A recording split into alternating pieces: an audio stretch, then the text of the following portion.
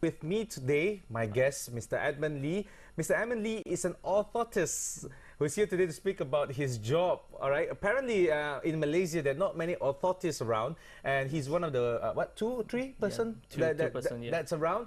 And his job is a qualified professional job. The thing is that it's still not recognized by the Malaysian government, right? As I was speaking to Edmund earlier. Now, Edmund, maybe you can tell us about yourself. And you know, we have like all these crazy shoes here. We're going to go to this just a little later on. But tell us a bit about yourself and a profession as an orthotist. Right, okay, basically I studied in UK probably about 6 or 7 years ago. Okay. And coming from the third generation, basically my grandfather and father is an orthotist as well. Okay. And I'm now running a clinic in MyORTHO, Foot and Spine Orthotic Center, right, in Cheras and PJ as well. And basically, the orthotist profession is a light healthcare profession who assess and prescribe and even fitting orthotics as well. All right. What are orthotics and how does it actually help us, the general public, you know? Right, orthotics is basically what we call a medical device and normally prescription by the doctors and the orthotists as well. What it basically function is try to support, and in terms of there's a flat feet or high arch feet, right, basically we need to support the feet. Or the main thing as well is to relieve pain and to correct deformity or even delay surgery as well. Right. Well, we're talking about these soles that we have here with us, right? Flat feet, because this one helps to curve the feet, am I right? Yes, yes. Okay, so flat feet will actually have your feet. This is flat feet, yeah. This is basically flat feet. As a normal person should have an arch there. All right. And what basically a flat feet person which doesn't have the arch, yeah, and will cause us a lot of knee pain and back pain later in their life as well. Okay. Yeah. What are the most common problems? Is flat feet the most common ones, or we have other problems? Well, basically in for Malaysian, the most common problem is basically with flat feet. Right. Yeah, and even the high arch feet, which is normally is exaggerated high. Okay. Yes. I mean, what does this affect? Because flat feet, I know. Okay, I understand that it affects something. Yeah. Well, with the high arch, you're looking at it causes a lot of like knee pain, even the back pain as well. Some even if they're even accessory high arch, they'll probably have ankle sprain sometime. Ouch. Okay. Yeah. Okay. Does this come with like heels? Because I realized that guys don't really have it. Guys always have flat feet. Yeah. But is this caused by heels by any chance? No, not really. Not really? Basically, we did a little survey in our centers where mostly Indian people have reasonably high arch compared to Malay and Chinese people as well. Okay. And why does he have high arch? Is basically improper footwear or even probably got it from parents as well. Okay. Yeah. Now, how aware are Malaysian consumers regarding the footwear suitability? Because you see, I walk into a shop and I do not know what to wear because the moment I slip in my shoe, as long as it's comfortable, I'm buying it. Yep. Right. Well, basically Malaysian people doesn't have the knowledge on and doesn't have the what we call the product knowledge as well. Though what I normally suggest the patient or even my client is to get your feet probably assess and even the most important measure as well. For example, last week I have a patient who came to me and what she's been wearing, she's supposed to wear size 6, but she's been wearing size 4 for past 10 years. Why? Why do people do that? I mean, in China, I know they tend to wrap the foot so they want to have small feet, and it's like girls are like, oh my god, my feet's so big, I gotta wear smaller size to make it small. But why is this happening? Is it still happening? It's still happening because basically they have no one really measured their feet. That's what for parents and even for children. So it's important to get their feet measured properly. Okay. Yeah. Before they fit the shoe. Yeah. Okay, but let's say if I walk into a shop and then I see, this shoe, not really this shoe.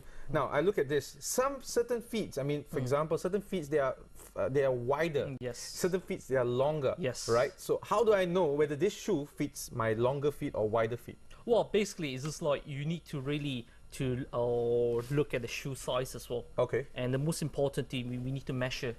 Right. Yeah, to measure the feet. Right. So to get the suitable shoe size. So does it mean that if I have a wider shoe, I'm wearing a bigger size? Because bigger size usually has wider soles, right? No. It's basically really different width as on different length as well. Okay. So you have to really get your feet measured before.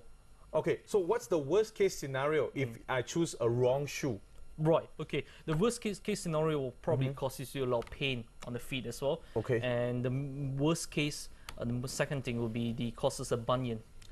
Have you heard of basically bunion where ladies has like the overlapping toes? They have that toes to the side, right? Yes. Okay. And due to that, it's like later on they have a lot of pain around the toes, and even there's protruding bone as well. Yes. Yeah. Later on, they will cause us flat feet as well.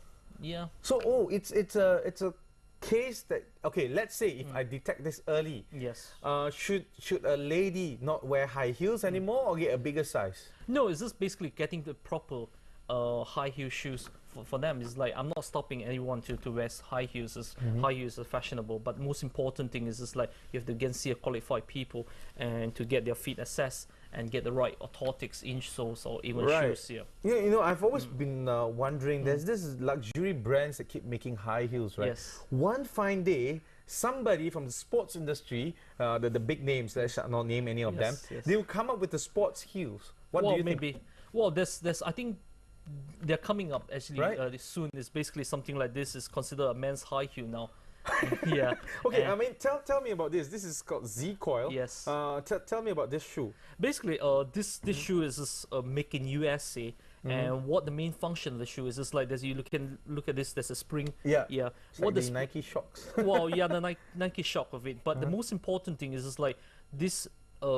Z-coil thing is trying to absorb the pain and the knee, or especially those people who have back pain. Right. Yeah. So how? Okay, I mean, a shoe like this. What do I use it for? Do I use it for walking, running? Well, mainly for what we suggest people to do for walking. Walking, And for running as well, you can do that. Okay. Yeah. How? I mean, what's the cost of this? Well, you're looking about $900 to about My $1,000. God, Yeah, that's for like this. 2 shoes, man. Yes. Basically, but the most important thing is we can still do a lot of adjustment on that. Okay. And the coil, we can still change it according to your body weight and your feet problem as well. Okay. Maybe you want to give us some tips of orthotics and the selection of a suitable footwear for a certain size. Okay, so, let's talk about me since we are here with me, right? Okay, I have a size 11 shoe. Certain shoes I have to fit size 12. Yeah. Why? I mean, why is it?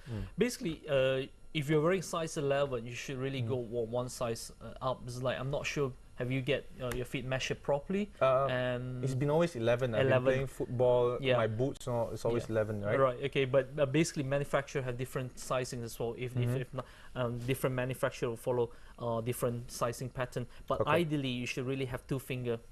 2 fingers? Yes, 2 fingers. 2 fingers of space? Yes, 2 fingers space as well. Rule of thumb. Yes, rule of thumb as well. Okay, how about the back? The back, I mean, usually you can put 1 finger in. So that means there's space in front and behind. Yes. So it's going to be a loose shoe then? Well, basically what we suggest people is when you try your shoe on, it's important not just by sitting down, it's important by standing up and walk around the store.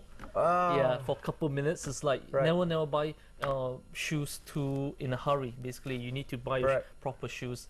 Yeah, in a proper manner. All right. Now these soles that we actually have here, MyORTHO is your place, right? Yes. This is custom made for certain people. Am I right? Yes. Okay. Tell us a bit about customization, because whether you get the products here or whether it's imported, because I'm sure this is imported. Yes. This is 900 ringgit. It's definitely imported. And could it be cheaper if it's manufactured locally, because we actually have you can get all this specifics, well, yes, right? It's like that's what our MyORTHO Center, we are working with the local governments. It's like we're trying to manufacture our own stuff as well. Right. For example, this is at this moment is imported, but we in the future we are looking at for semi-customized in Malaysia as well.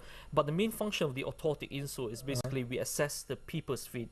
And the most important, take the molding of the feet and look at the alignment of the children's feet or even adults' feet, casting them, putting a proper position of the feet. Okay. Yeah, so as you look at different posting of it, we have to really realign that in the proper position. Okay. Yeah.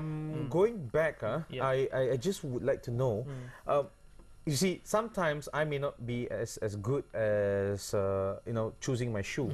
There are certain people that say, you have to treat your hair before it falls. Yes. So in this case, do we have to go for consultation, or if you do not know much about a shoe, do we have to go to a consultant, an orthotist before we actually move on and buy a shoe?